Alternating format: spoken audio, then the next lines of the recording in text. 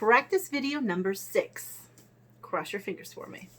Okay, so I'm going to try something new. I have discovered that it is much easier to write a review than it is to do a review in a video. So my son had this marvelous idea, well, why don't I just read my written review and then discuss the book? So I did try that. However, that didn't work for me at all. Then I looked very stiff and I sounded very stiff and not natural at all. And I don't want to do that. I just want to get in front of the camera and be myself, and I just want to talk. I just want to talk. So what I did instead was I made a little bullet list of the points that I want to cover about the book and put it in very large print, since I cannot wear my glasses in these videos because the lights glare off my lenses. And I taped it right here to my umbrella light. It's right here so I could see it. So if I'm looking off to the side, that's why. So the book I'm going to review is The Sundown Motel by Simone St. James.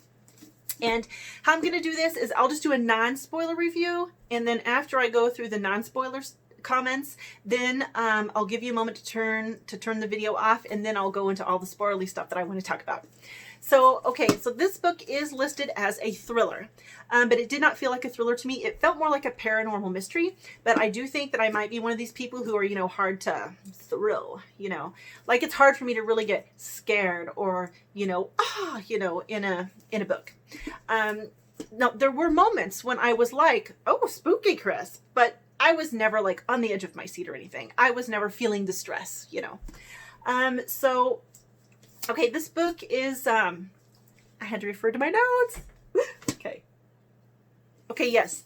The book is really easy to read. Now, the story takes place in 2 separate decades, and we're following 2 separate characters, but I never spent a moment lost or confused or anything. I follow that plot, and the character switches very easily. I mean, she switches back and forth between the characters, chapter to chapter. I didn't get lost at all. I knew exactly where I was at all times and who I was with. It was no problem. Now, the plot was predictable, but I was never bored. I was never uninterested. I was invested. I was along for the ride. And I really enjoyed that ride.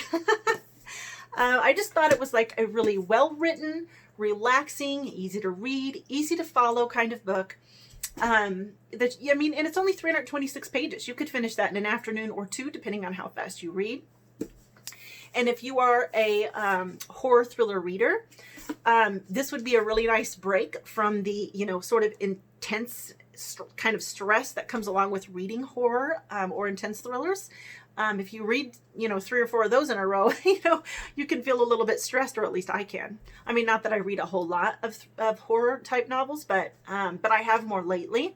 And I have noticed that if I read too many of them, I start feeling kind of tense inside. So if you need a break from that, this would be a good break for it.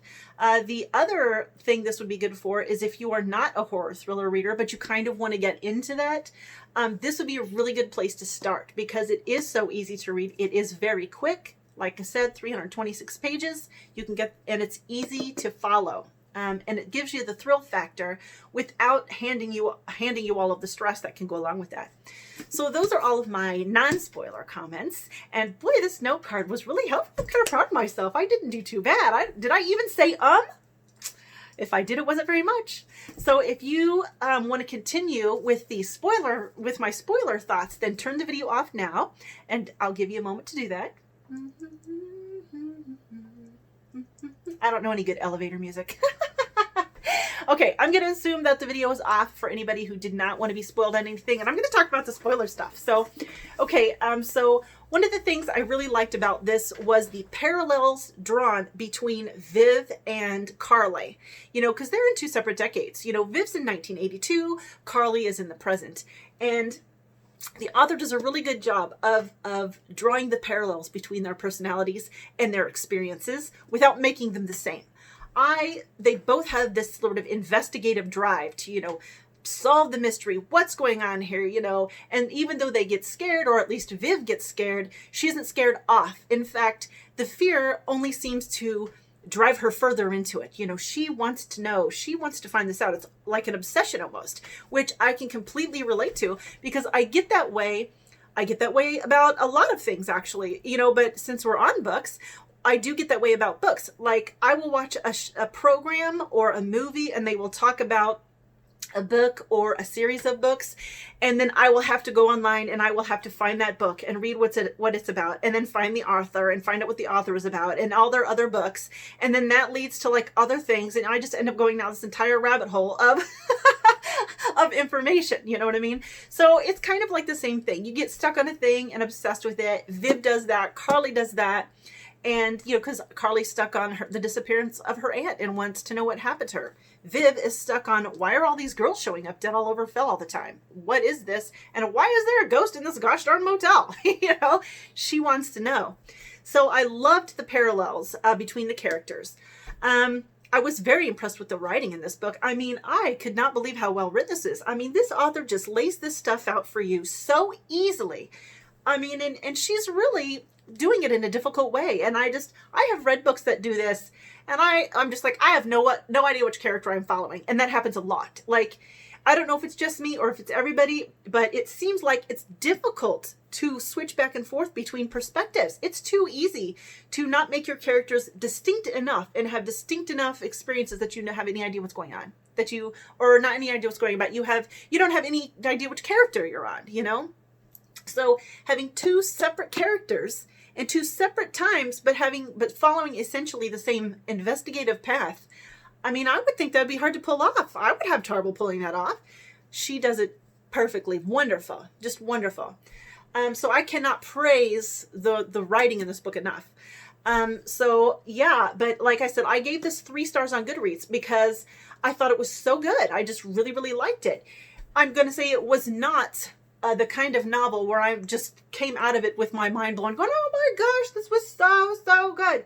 No, it wasn't one of those kind of books for me, but absolutely a very, very good read. Relaxing. I mean, it just something that I just felt was just so easy to get through. It was very stress-free, and I just really, really enjoyed that, especially since I'm about to go into that 1,000+ page volume of Anne Frank, you know. So yeah, really enjoyed this. I really recommend it. Oh my gosh, I almost forgot about my favorite part of the whole book. Why would I go through that and then not even talk about my very favorite scene from the whole book? Okay, so you know, towards the end, what's his name? The guy whose dad killed his brother or whatever. I've totally forgot. Was his name Nicholas? Was it Nick? Okay, I think it was Nick. So Nick and Carly like find this barn, and they're in the barn, and you know, I think the twist is supposed to be that you're going to find Viv's body in the trunk. You know, I think that's supposed to be the big twist, and it's not. It's Simon, of course. Now, of course, I knew that's what was going to happen. Probably everybody who read it knew that's what was going to be the case. But if you didn't expect that, if you didn't know that, you would be surprised, because this scene was like so well written. I mean, it wasn't like this big dramatic lead up to the trunk, but you know, but it just had enough of a hint, and then she just sort of like smooths you into it. I mean, it was just like, it wasn't this big jarring, it was just a smoothing you into it. Oh yeah, that's, you know, it wasn't I really liked it. I was like, wow, she really did that really well. So yeah, I was really impressed with the writing in this book, and it was very enjoyable. And that is all I have to say about that book. So some of you guys have been giving me feedback on my videos, since it's, you know, pretty much just people I know watching me right now. And I really, really appreciate that. Thank you so much. Do keep that coming. If you have any more thoughts, let me know. Please let me know, because the more information I have, the better I can make my videos. So, okay, that's it, you guys.